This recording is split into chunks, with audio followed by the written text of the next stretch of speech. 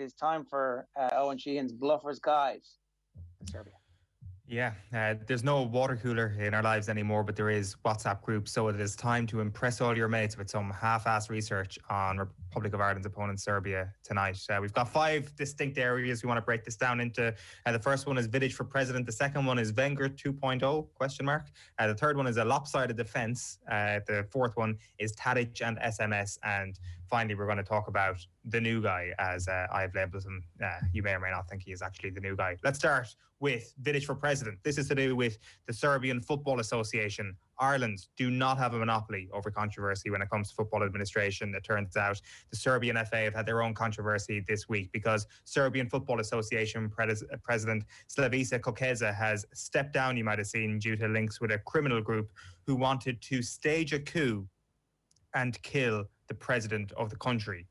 He is alleged, Kokeza, to have links to the leaders of a partisan Belgrade supporters groups who were arrested in January because of alleged links to the mafia. Now, of course, trying to stage a coup and alleging to kill the president of the country is bad enough, but there is more allegations. There are allegations of kidnapping rival fans, torturing and then murdering them at Partizan's stadium in like a bunker they have there. It is an awfully grim story, to use that word again. Kokeza, though, described the allegations as treacherous accusations devoid of all truth, and he has stepped down basically to take the heat off the association. So he's done the selfless thing this week, Kokeza, and he wants all the positive attention to be poured into the football team. He also called the claim that he had any knowledge of the plot to kill the president as dangerous lies. Now, there's been talk around the Serbian FA for quite some time now. There is maybe a little bit of unhappiness within the country about how football has been run. They've, of course, had a golden generation, which some people feel they haven't got the best out of.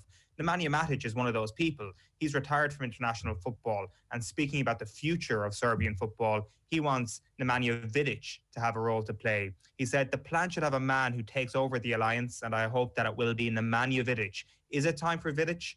We are already late, he says. If we start with a clear plan for the recovery of our football, it will take us 6 or 7 years. We have a future, but fewer and fewer players playing at the top level. Only a few in the best leagues, such as England and Spain. Our domestic league is very bad. Children go abroad early due to lack of conditions and quality and do not reach maturity as players and people. So it's not entirely dissimilar to the way Irish football is spoken about, that maybe the amount of top quality players that they're actually producing isn't satisfying everybody in that country. Now, when we get to the squad in a little while, you'll see that they're in a bit of a better position when it comes to the actual quality that they do have, especially in attack. And that brings us on to point 2 here, which is the manager, who everybody knows, Dragan Stojkovic, a legend of the game, scored both goals for Yugoslavia in that win over Spain in the 1990 World Cup. He's got a Champions League winners medal with Marseille. And as we saw this week on the Serbian FA Twitter account, he has still got it.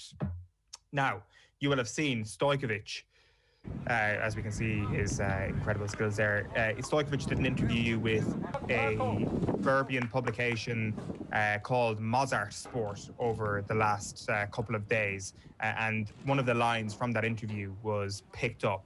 He was saying, Ireland have a clue, Ireland can be very uncomfortable, but I can't accept that they can play better than us. So that was one of the lines that obviously got a few legs over here. But I went through that Q&A, put it through Google Translate, and the opening paragraph is quite something.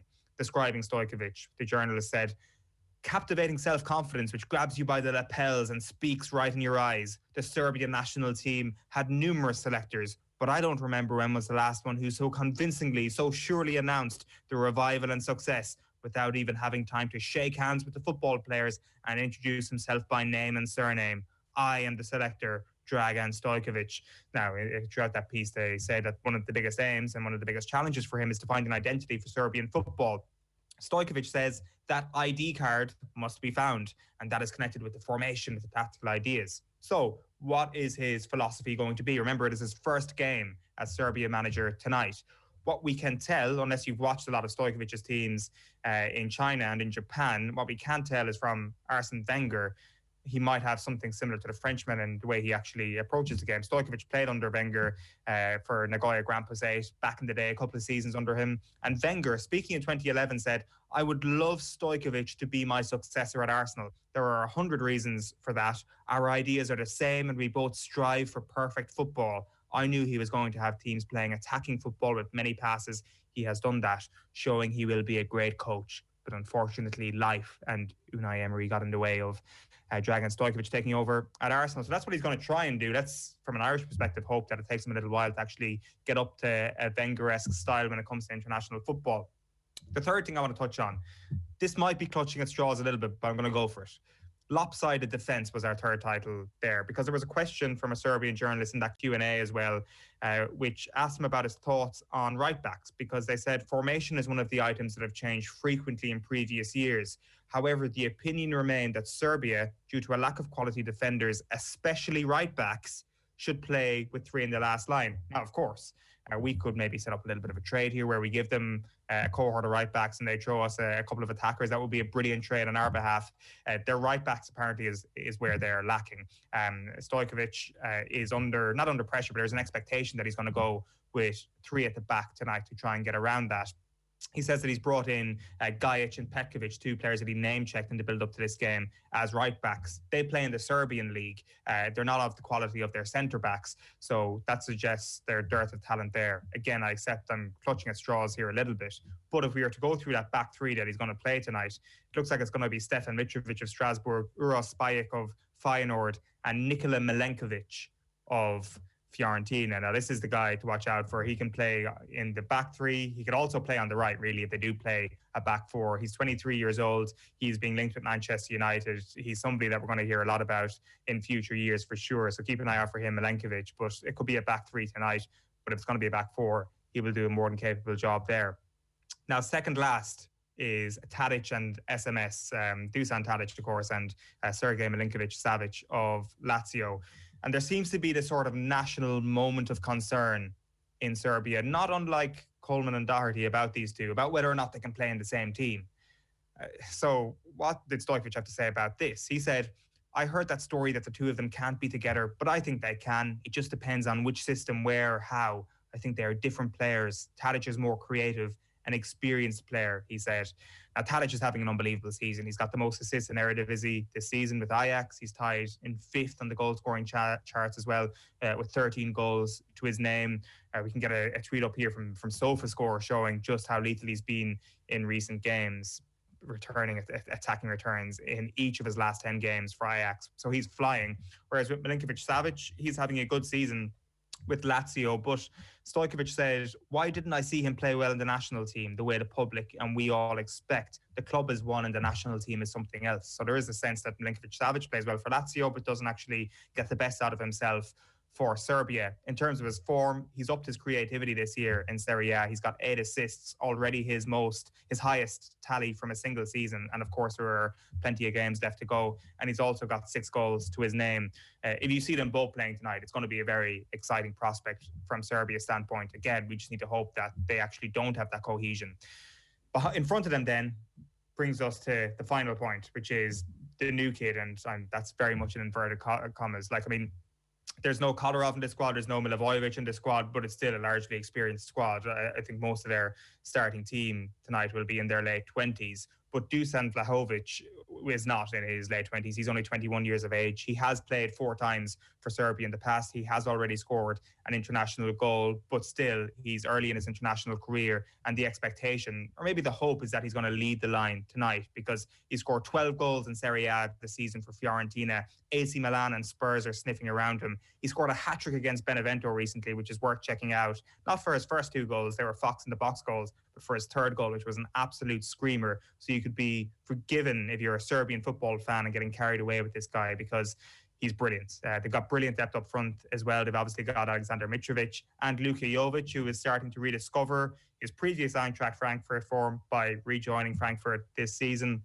And he could have a season where he's on the bench, Mitrovic is on the bench, and Marko Grujic of Porto, obviously, is on the bench as well. So a terrifying prospect, maybe, if you look at it that way, in attack.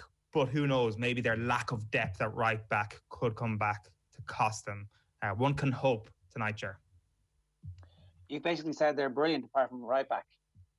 That Bluffers guide has suddenly made everybody a little bit terrified about what we face tonight. Yeah, well, I got this feeling though when we looked at Slovakia in a similar way. Slovakia aren't as good as Serbia, but there is always a sense when we look at these players being like, oh, these guys are all amazing. And guys playing for Lazio and Fiorentina and all that. There is an exoticism that exists with that. I do believe that maybe we don't actually give due credence to. Maybe we overrate them a tad. The one other thing actually that I meant to bring up, actually, I just went onto Serbia's Informer website this morning and put it through Google Translate, and they have brought out the dreaded transfer market values. And Serbia's squad, according to them, is worth 336.55 million euros, while on the other hand, the Irish are estimated at slightly less than 103 million European banknotes. Which is Google Translate doing us a solid there, European banknotes, which does suggest that they do have a much better squad than Ireland. But they did choke against Scotland. I think the sense, listening to the Serbian football podcast this week, was that Scotland managed to kill them with just much better midfielders. And do Ireland have the ability to do that? They're not so sure. But would Ireland fancy their chances against Scotland in a one-off match? Maybe they would. And if you take that to its obvious logical conclusion, Ireland do stand a chance tonight. I don't think we would fancy our chances against Scotland in a one-off match at the moment. I think they've got some players who are genuine quality. And look, heaven forbid that we put any store in the FIFA World Rankings, but FIFA have us at 42 and them at 30. And having listened to your Bluffers guide, I'm down with FIFA. I think that they've obviously been reading the same material you have. They must be sorry. They're 30. We are 32. Ireland are 32. 42. 42. Sorry. Right. That makes way more sense. Like, remember the heady days when we were constantly looking at the Republic of Ireland in the top 20. Even those were the good old days. Like, the thing with Serbia is that they probably feel that they should be higher themselves. That they, as I said there, Nemanja Matic, one of many people saying that they've underachieved. They're obviously. They've come from a very high base of world-class under-20 teams, certainly one in particular, and that maybe hasn't translated into the level of success that they might have wanted. I mean, disappointing absence from the European Championships recently, but they have played at the last couple of World Cups, and they seem to be trending in the right direction in a number of positions in that team. But as Phil was saying earlier on, it could be 2-3 at the backs, essentially. Like, Serbia played it a few times in the past. Ireland maybe a little bit unfamiliar.